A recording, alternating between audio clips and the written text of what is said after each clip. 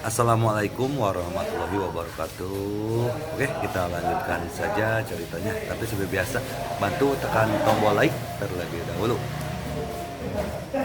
Bab 2673 sampai bab 2676. Wan Pojun sama sekali tidak mempertanyakan kehati-hatian Ye Chen. Dia berkata tanpa berpikir, "Baiklah Tuan Ye, sekarang seluruh tambang tembaga telah runtuh menjadi reruntuhan, dan terjadi keributan besar hari ini, pejabat Siprus pasti akan mengambil alih penyelidikan." Saat itu, belum lagi di sana tidak ada petunjuk yang tersisa di tempat kejadian, penyelidikan akan selesai bahkan tidak mudah untuk memasuki tempat kejadian untuk menyelidiki dan mengumpulkan bukti. Setelah mengatakan itu, Wan Pojun menambahkan, "Bawahan saya merasa hanya ada dua petunjuk yang bisa Po King Hui temukan paling banyak. Salah satunya adalah mereka menemukan cara untuk menyelinap keruntuhan tambang tembaga, atau temukan cara untuk menyuap pejabat Siprus untuk mendapatkan sisa hulu ledak artileri pertahanan jarak dekat di reruntuhan tambang tembaga. Yang lainnya adalah jika mereka beruntung dan cukup keras, mereka mungkin bisa mendapatkan istana Earl Wanlong dari tanah di area keruntuhan Dotdena. Yang terakhir memungkinkan mereka untuk menentukan bahwa Earl sudah mati dan tidak bisa mati lagi. Sementara yang pertama memungkinkan mereka mengetahui mengapa Earl mereka mati.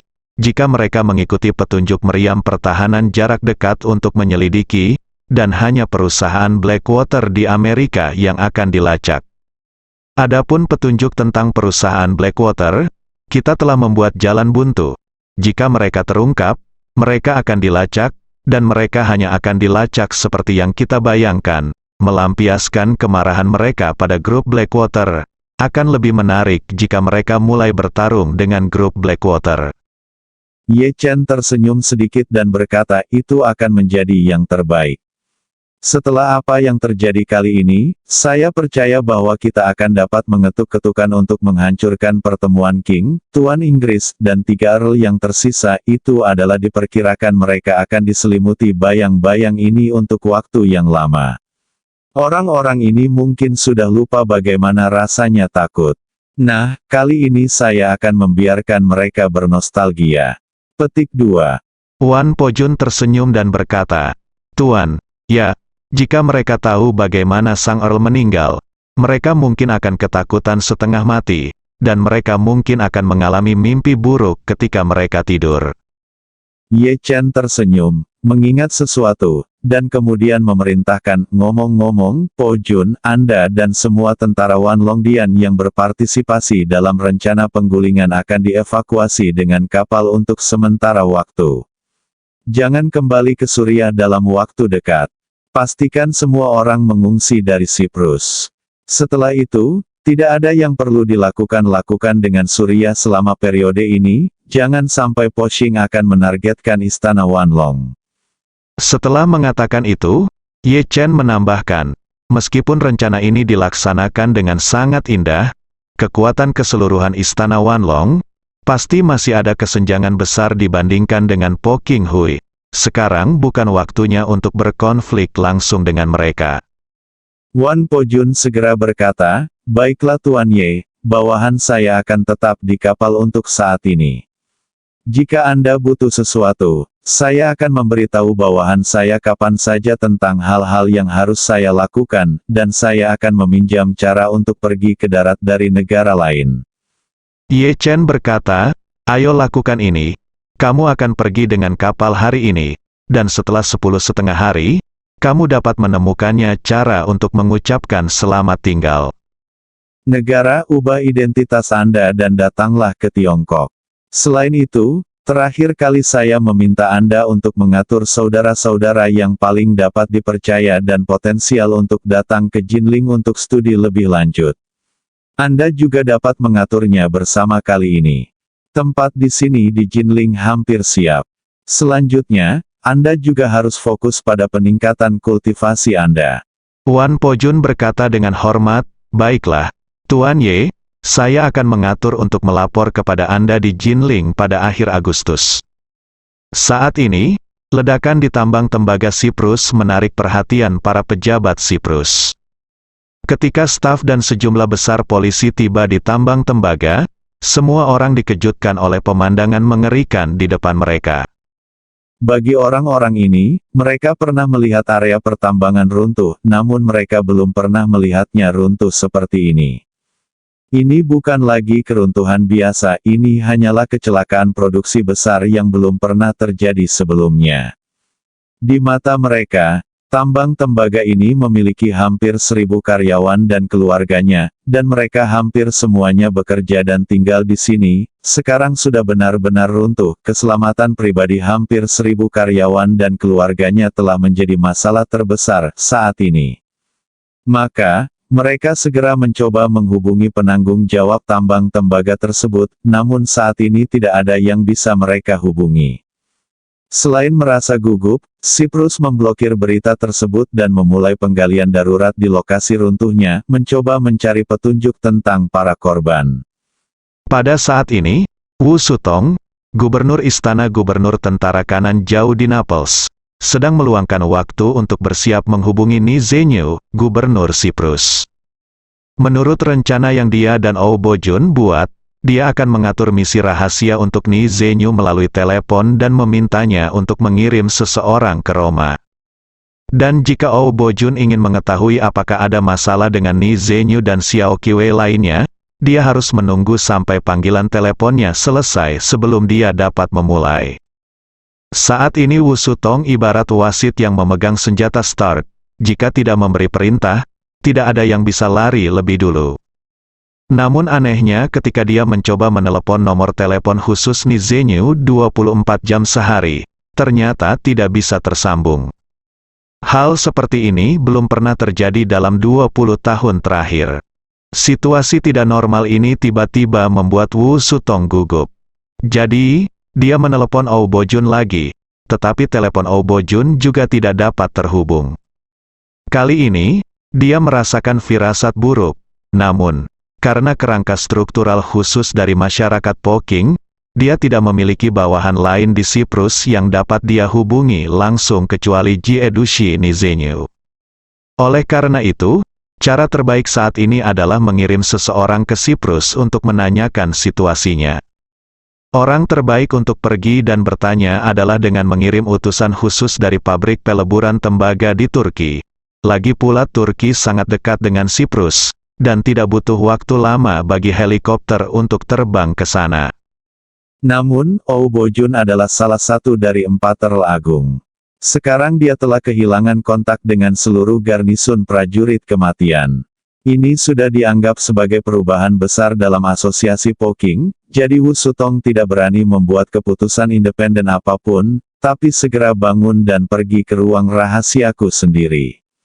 Yang disebut ruang rahasia sebenarnya adalah ruangan yang sepenuhnya mengisolasi suara luar dan memblokir semua sinyal nirkabel. Di ruangan ini hanya ada satu telepon internet yang terhubung dengan kabel internet, yang juga merupakan satu-satunya cara untuk berkomunikasi dengan dunia luar. Jika seseorang memasang bak atau peralatan lain di sini, pelindung elektromagnetik di sini cukup untuk memastikan bahwa pihak lain tidak dapat menerima sinyal apapun. Wu Sutong datang ke ruang rahasia, mengangkat telepon internet, dan memutar nomor terenkripsi. Segera, suara berat Master Inggris, yang telah diproses oleh pengubah suara, terdengar dari ujung lain telepon. Apa yang terjadi? Anda bahkan menggunakan saluran khusus untuk menghubungi saya lagi. Dalam masyarakat Poking, penguasa Inggris dan 5 gubernur utama semuanya memiliki saluran khusus untuk kontak langsung. Jalur khusus ini memiliki tingkat kerahasiaan tertinggi dan tingkat prioritas tertinggi. Ini pada dasarnya setara dengan memecahkan alarm pertahanan udara di masyarakat King. Setelah dihubungi melalui jalur ini, itu berarti telah terjadi insiden besar dan mendesak. Berdasarkan permintaan Tuan Inggris, tidak ada gubernur yang diizinkan menggunakan saluran ini untuk menghubunginya kecuali benar-benar diperlukan. Awalnya, sulit untuk menghubungkan 5 jalur khusus bahkan sekali dalam beberapa tahun, tetapi baru-baru ini jalur khusus rumah Gubernur Yeojun telah diaktifkan 2 kali oleh Wu Sutong. Pertama kali pengawal kavaleri yang diam-diam pergi untuk menangkap Lin Waner menghilang. Wu Sutong menggunakan jalur khusus ini untuk melaporkan situasinya kepada Tuan Inggris. Kali ini, tidak ada berita tentang Ou Bojun, pahlawan yang pergi ke selidiki Garda Kavaleri. Stasiun itu juga kehilangan kontak. Wu Sutong juga sangat gugup saat ini, dia menyeka keringat dinginnya dan berkata dengan sangat cemas, Tuan Ying. Paman Jiangong, hei, hei. Tuan Ying berkata dengan dingin, ada apa dengan Paman Jiangong? Wu Sutong menelan ludahnya dan berkata dengan susah payah, kembali ke guru Inggris, Jian Gongbo, dia kehilangan kontak. Apa katamu? Suara Master Inggris tiba-tiba naik 1 oktav. Dan dia bertanya dengan tidak percaya. Apa yang terjadi padanya? Dia diminta untuk melakukan tugas itu. Dan dia benar-benar kehilangan kontak. Wu Sutong berkata dengan cepat, Tuan Ying, mungkin bukan Jiang Gongbo yang kehilangan kontak atas inisiatifnya sendiri. Karena. Tuan Ying bertanya dengan suara dingin. Karena apa? Mulai sekarang, jika kamu ragu untuk berbicara, kamu sendiri yang akan memotong lidahmu. Hati Wu Sutong bergetar dan dia berkata dengan tergesa-gesa, kembali ke Tuan Inggris Ni Zhenyu, Gubernur Militer Siprus, tidak dapat dihubungi sekarang. Bahkan gubernur militer alternatif yang kami tempatkan di sampingnya telah kehilangan kontak pada saat yang sama. Setelah mengatakan itu, Wu Sutong melanjutkan, menurut keadaan normal, baik Ni Zhenyu dan utusan militer alternatif harus memastikan kelancaran komunikasi 24 jam hari. Ini adalah persyaratan paling mendasar, terutama gubernur militer alternatif. Dia juga memiliki metode kontak khusus, karena begitu Jedusi menemui kelainan, dia akan segera menggantikannya. Jika perlu, dia bahkan akan membunuh Jedusi. Jadi meskipun Jedusi kehilangan kontak dan dia tidak boleh kehilangan kontak.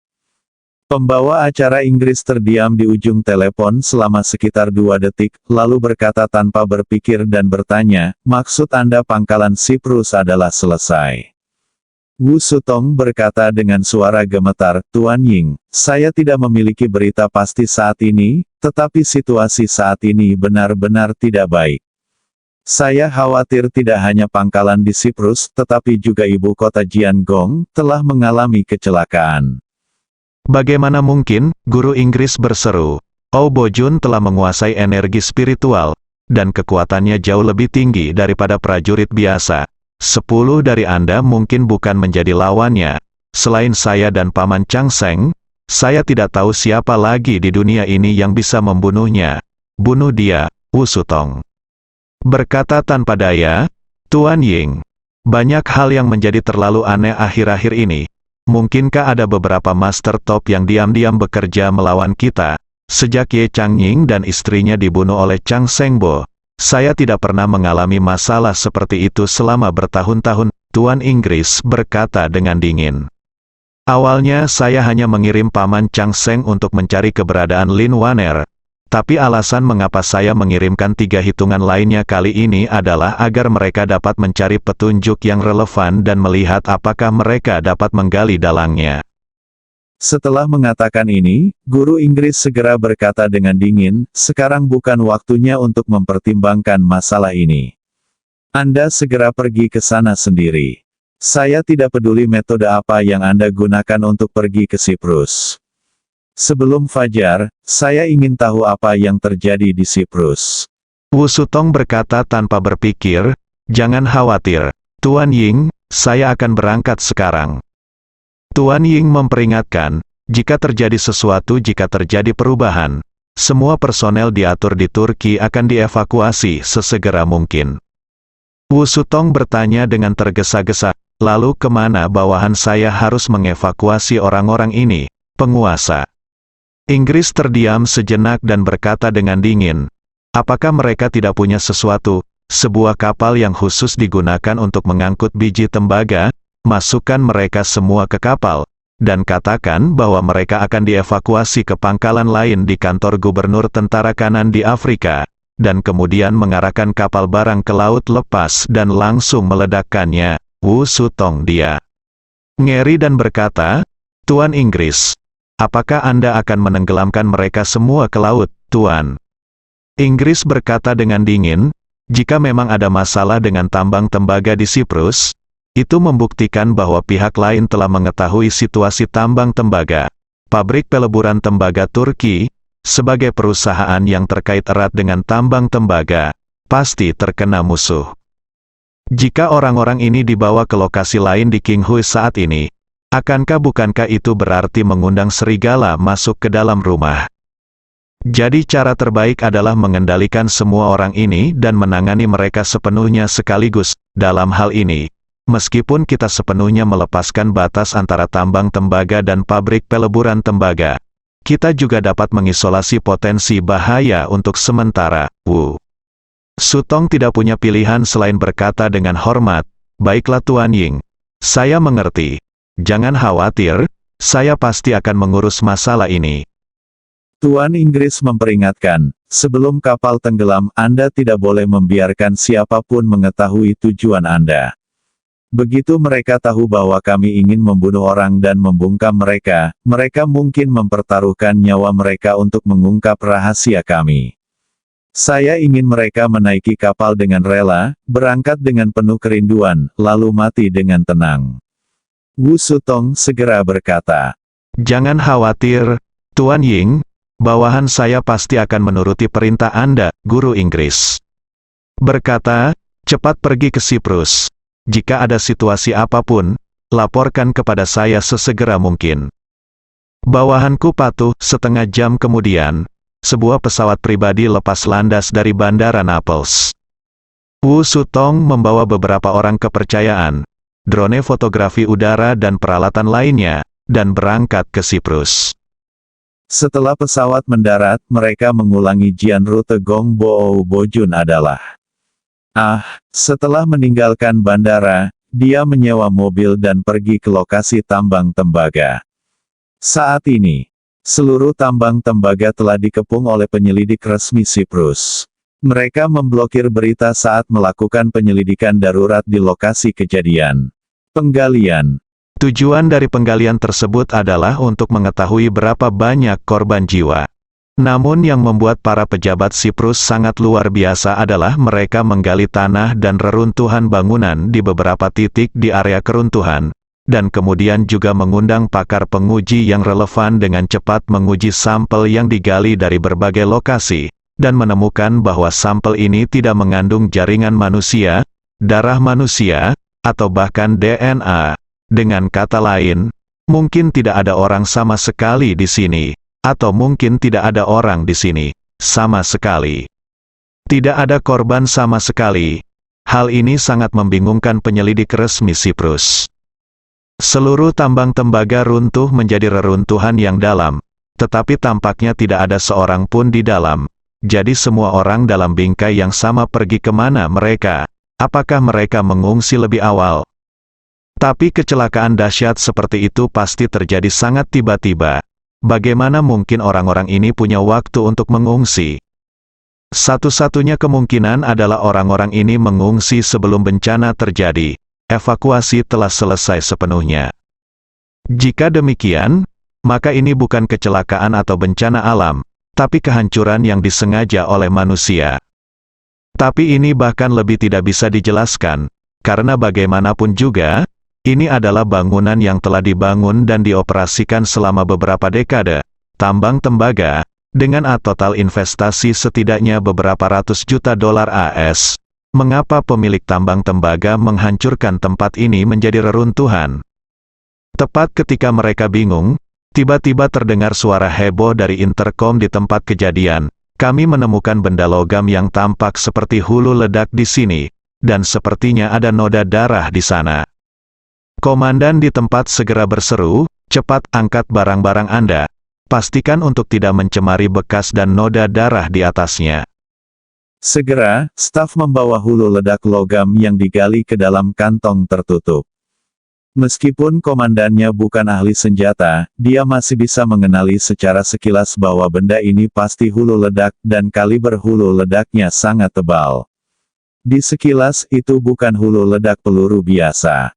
Jadi, dia segera mengambil foto hulu ledak tersebut dan mengirimkannya ke ahli senjata, yang dengan cepat menjawab bahwa itu tampak seperti hulu ledak artileri pertahanan jarak dekat kaliber 30 mm.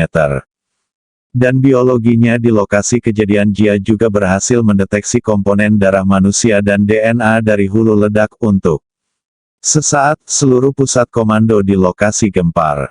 Menemukan DNA manusia di reruntuhan sebesar itu bukanlah kejutan bagi pusat komando. Tapi agak terlalu aneh menemukan hulu ledak anti-meriam jarak dekat di tempat seperti ini. Penemuan hulu ledak artileri pertahanan jarak dekat berarti tempat ini telah diserang oleh artileri pertahanan jarak dekat.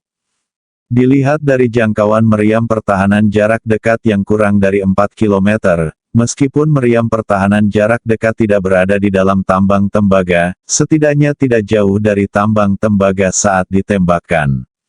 Entah itu orang-orang di tambang tembaga yang menggunakan meriam pertahanan jarak dekat untuk menyerang orang lain, atau orang-orang di luar yang menggunakan meriam pertahanan jarak dekat untuk menyerang tambang tembaga, semuanya tidak bisa dipahami.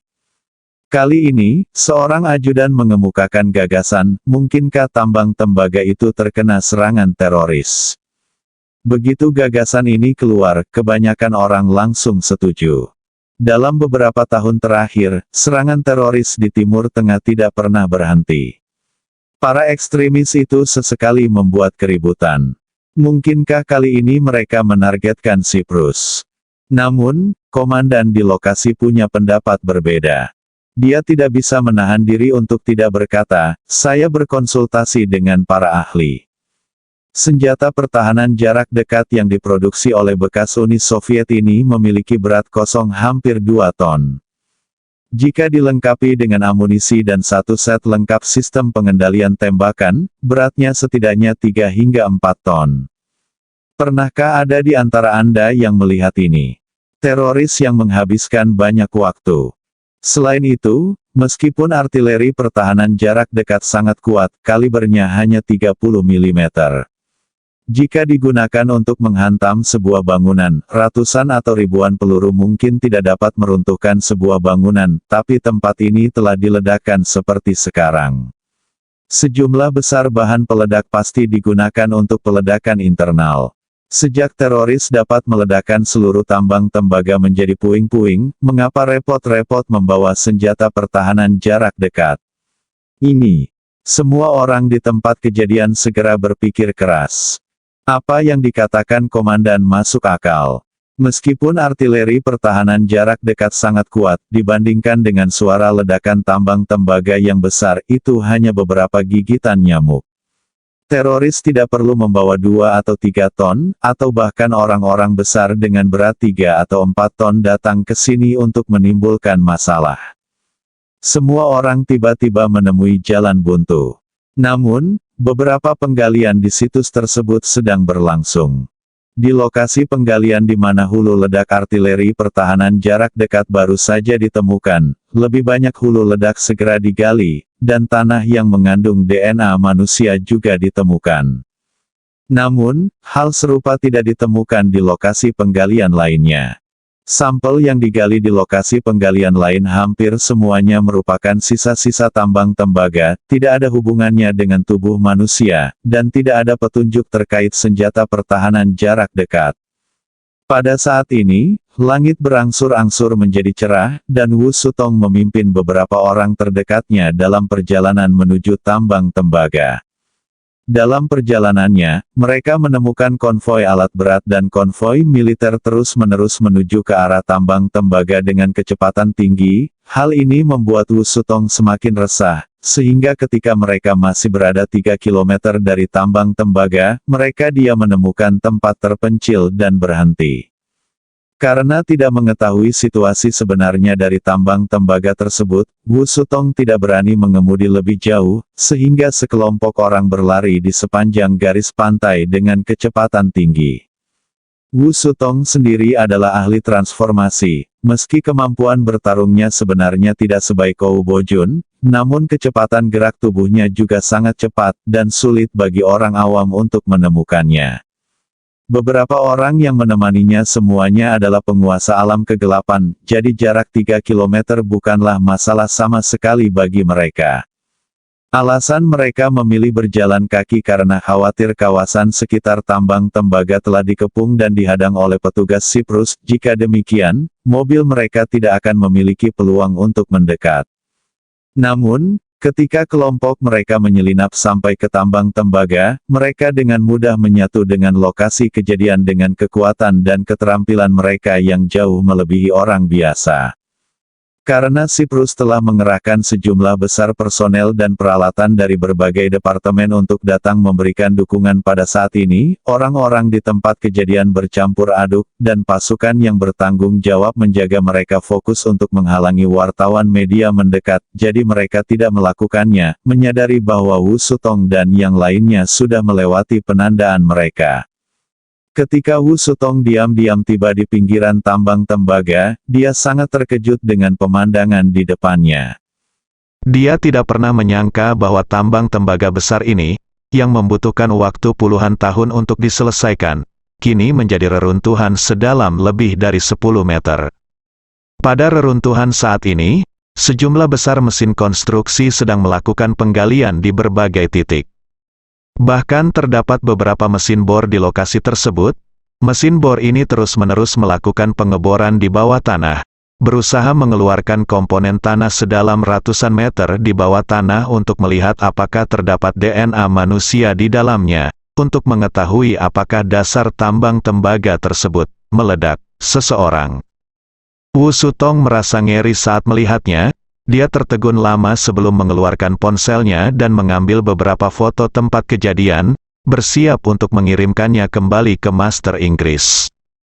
Belakangan, dia melihat banyak tenda berbaris didirikan di udara di sekitarnya. Jadi dia berencana untuk masuk dan mempelajari kemajuan pekerjaan resmi Siprus saat ini. Ketika dia mengetahui bahwa orang-orang mengirimkan sampel ke salah satu tenda berbaris satu demi satu, dia segera mendekat dengan tenang. Melalui terpal tenda, dia mendengar percakapan di dalam. Salah satu dari mereka berkata, "Komandan, kami telah berturut-turut menemukan beberapa hulu ledak di lokasi di mana kami sebelumnya menemukan hulu ledak artileri pertahanan jarak dekat. Kami telah menemukan lebih dari 30 hulu ledak sejauh ini, termasuk total 4 hulu ledak yang mengandung DNA manusia." Kalimat ini, Wu Sutong sangat terkejut. Dia diam-diam berpikir, artileri pertahanan jarak dekat. Kenapa ada artileri pertahanan jarak dekat di Dead Soldier Station? Saat ini, sang komandan berkata, "Segera minta ahli biologi untuk memeriksa DNA manusia pada keempat hulu ledak ini untuk melihat apakah mereka adalah orang yang sama." Reporter itu berkata, "Baiklah komandan, saya akan mengaturnya sekarang." Komandan menambahkan, "Ngomong-ngomong, ada satu hal lagi." Reporter itu berkata dengan hormat. "Komandan, tolong bicara." Komandan berkata, "Saya perlu tahu dari mana peluru artileri pertahanan jarak dekat ini ditembakkan, apakah ditembakkan dari dalam tambang tembaga, atau dari luar tambang tembaga, jadi prioritas utama sekarang adalah itu kamu harus memberikannya. Saya menemukan selongsong peluru dari senjata pertahanan jarak dekat. Setelah itu," komandan menambahkan, "silakan minta tim penggalian di lokasi untuk memperhatikan apakah ada selongsong peluru dari senjata pertahanan jarak dekat di reruntuhan. Selain itu, minta tim kedua untuk mencari petunjuk ke selongsong peluru dalam jarak 2 km di sekitar tambang tembaga." Reporter itu segera berkata, "Baiklah komandan, saya akan mengaturnya sekarang juga." Segera setelah dia selesai berbicara, sebuah suara datang dari interkom. Laporan nomor 31. Laporan nomor 31, kami menemukan beberapa selongsong peluru senjata pertahanan jarak dekat 30 mm di reruntuhan. Silakan minta ahli senjata untuk melihatnya. Cangkang ini sesuai dengan hulu ledak yang ditemukan sebelumnya.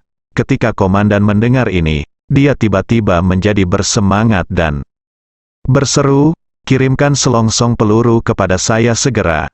Beberapa menit kemudian, Seorang staf berlari ke dalam tenda sambil membawa beberapa selongsong peluru yang telah terjepit dan berubah bentuk di reruntuhan. Setelah menerima foto-foto tersebut, ahli senjata jarak jauh pun memberikan pendapat awal. Peluru tersebut memang dari peluru 30 mm buatan Soviet, peluru artileri pertahanan jarak dekat. Mereka sangat cocok dengan kaliber dan model hulu ledaknya.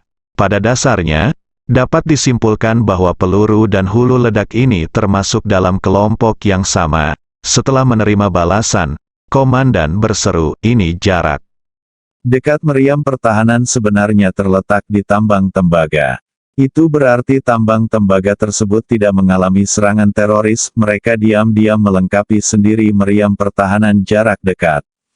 Petik 2. Begitu komandan mengatakan ini, beberapa anggota staf di sekitarnya langsung menjadi ngeri.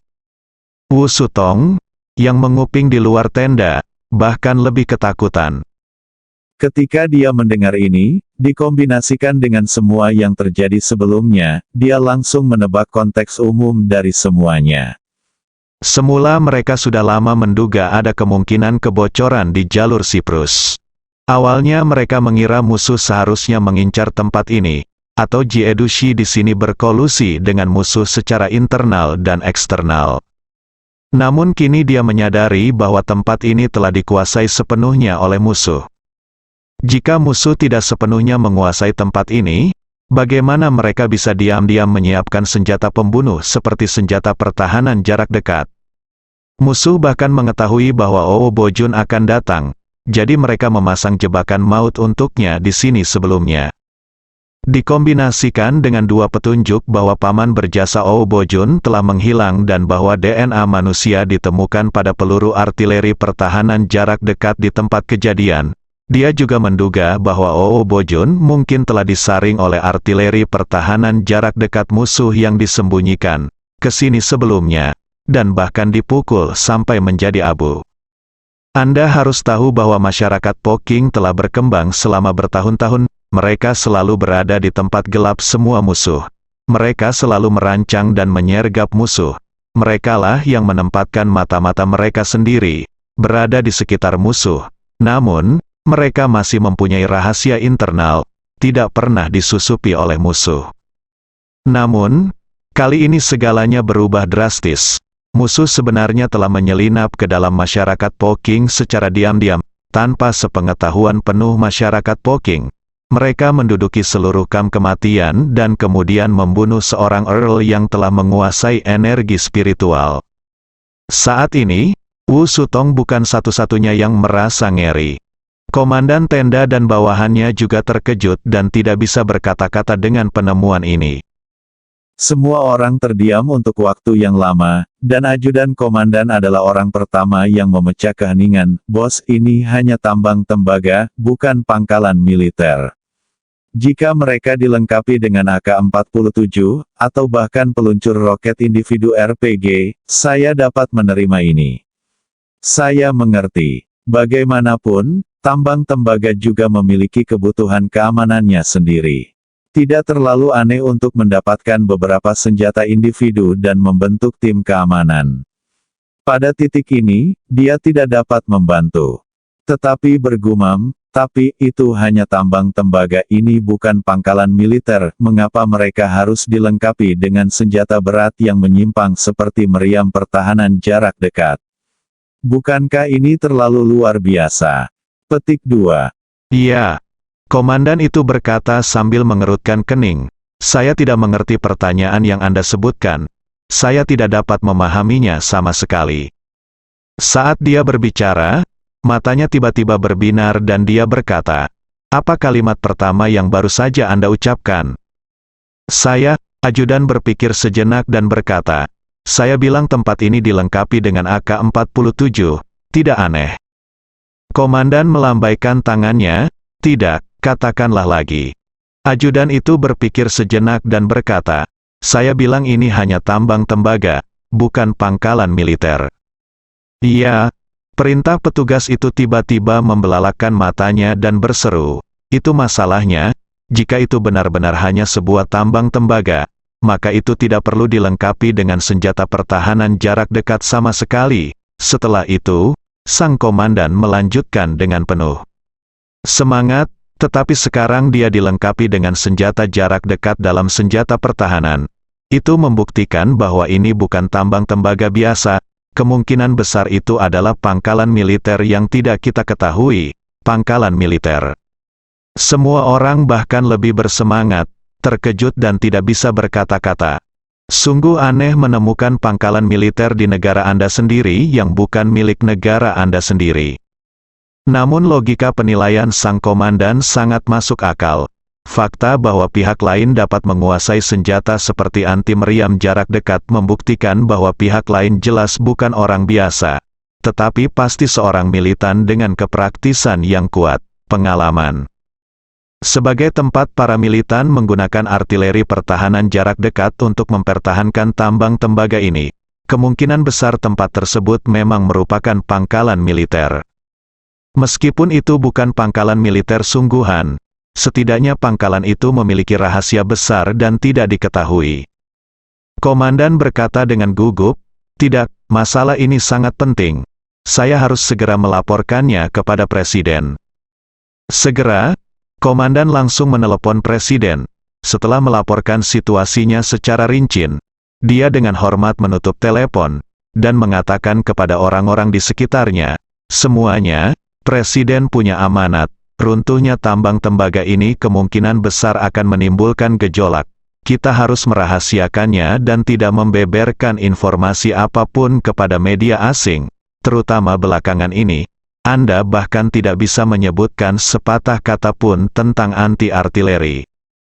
Semua orang saling memandang, dan ajudan di antara mereka tidak bisa menahan diri untuk tidak berkata, "Bos, memblokir berita dari dunia luar bukanlah masalah besar, tapi dengan pergerakan besar yang terjadi di sini, sulit bagi kami untuk menyembunyikannya dari orang lain. Jika ada keraguan di negara ini, apa yang harus saya lakukan terhadap kebisingan tersebut?" Komandan berkata, "Saya akan segera memberitahu orang-orang yang bertanggung jawab atas kota-kota sekitarnya dan meminta mereka untuk mengumumkan kepada masyarakat di daerah tersebut bahwa tambang tembaga telah habis dan telah mencapai umur layanan yang dirancang. Apalagi karena penambangan internal terlalu banyak, sudah ada kecenderungan runtuh, sehingga dalam rangka untuk mencegah kerugian akibat keruntuhan yang tidak terkendali, kali ini merupakan pengabaian yang direncanakan oleh manusia, dan seluruh personel di tambang tembaga telah menyelesaikan evakuasi, sehingga semua orang tidak perlu panik. Argumen ini masuk akal, dan semua orang mereka semua merasa tidak ada masalah besar. Lagi pula hanya ditemukan DNA satu orang di sini, yang membuktikan bahwa semua orang sudah dievakuasi sebelum ledakan dan keruntuhan, dan tidak ada korban jiwa. Karena tidak ada korban jiwa, masalah ini tentu saja dapat diredam. Hasilnya, semua orang merasa lega. Pada saat ini, komandan memerintahkan lagi, Anda harus segera menginformasikan, menghentikan semua penggalian, segera menghentikan pengeboran di titik tetap, menarik semua alat berat, dan kemudian mengerahkan pagar untuk mengelilingi seluruh tambang tembaga, dan pada saat yang sama mencegah dengan tegas orang luar mendekat. Semua orang mengangguk dengan cepat. Komandan menambahkan, selain itu, sejumlah besar limbah konstruksi harus diangkut dari sekitar lokasi konstruksi sesegera mungkin, dan bagian tambang tembaga yang runtuh harus diisi ulang dalam waktu 72 jam. Ajudan bertanya, "Bos, bahkan jika kita menghancurkan tempat ini setelah mengisinya, hulu ledak dan peluru di dalamnya masih ada, dan mungkin masih ditemukan di masa depan." Komandan berkata, "Jangan khawatir. Maksud di atas adalah setelah mengisi tempat ini, mengeraskannya segera. Lalu mengeraskannya. Tanah itu akan disegel dan ditugaskan khusus untuk menjaganya, dan departemen yang dapat dipercaya akan mengambil alih setelah berita itu tersebar. Anda tidak perlu terlalu khawatir tentang hal ini. Cukup manfaatkan waktu untuk pindah maju dengan masalah yang ada." Semua orang tiba-tiba menyadari, jika demikian, masalah di masa depan pada dasarnya dapat dihindari. Jadi, Semua orang serempak berkata, "Ya." Setelah mengatakan itu, mereka segera meninggalkan tenda dan mulai mengikuti perintah komandan. Pada saat ini, Wu Sutong di luar tenda sangat gugup hingga dia berkeringat dingin dan tubuhnya tidak bisa menahan gemetar. Di dalam hatinya, dia sangat ketakutan. Ini adalah pertama kalinya dalam ratusan tahun sejarah dinasti Qing terjadi kecelakaan besar. Kuncinya adalah sebagai gubernur rumah gubernur tentara kanan. Dia mampu mencuri seluruh pangkalan prajurit kematian, dan dia juga menyergap dan membunuh paman berjasa Oh Bojun di sini. Jika ini menyebar ke telinga para tuan Inggris, dia akan melakukannya. Saya khawatir sulit untuk lolos dari hukuman mati. Bersambung.